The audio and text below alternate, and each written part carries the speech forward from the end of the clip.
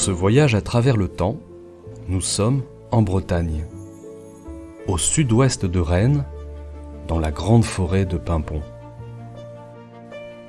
La région est belle, vallonnée, sur des terres de landes et de forêts. Il y pousse du fourrage et des rochers. Paimpont est une forêt mystérieuse. Depuis l'âge de pierre, les dolmens et les menhirs gardent leurs secrets.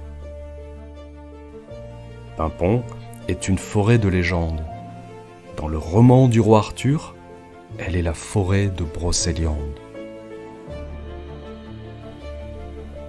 Sur la commune de Campénéac, voici le château de Trécesson. Ses hautes tours veillent sur la forêt, sur les rêveurs et les petits aventuriers.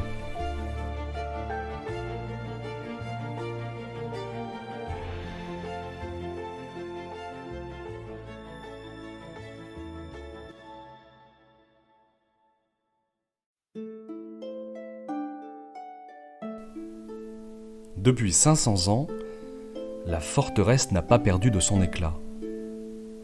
Les bâtisseurs du Moyen Âge ont utilisé des pierres de Brocéliande. Ce sont des schistes rouges, solides, imperméables, teintés de rouille.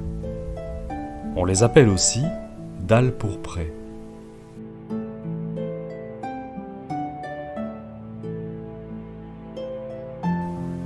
Le pourpre est une couleur puissante, entre le rouge et le violet, un peu inquiétante à la nuit tombée. Ancrées depuis la nuit des temps, les pierres de Brocéliande ont 480 millions d'années.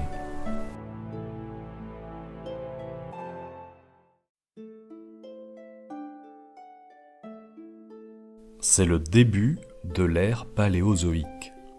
Les plantes terrestres, les arbres et les forêts n'existaient pas encore. Des algues, des coraux et des animaux primitifs peuplaient les océans.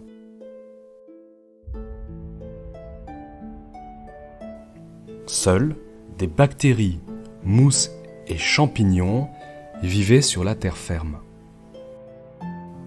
La carte du monde était méconnaissable. Il y a 480 millions d'années, les terres formaient un supercontinent. Et la France se trouvait proche du pôle sud. Puis la mer envahit Brocéliande. Et pendant des millions d'années, de la boue, du sable et des graviers tombent au fond de l'eau. Plus le dépôt devient lourd et épais, plus il se transforme en roche dure. Solide, elle résiste au recul de l'océan et à la naissance du massif armoricain.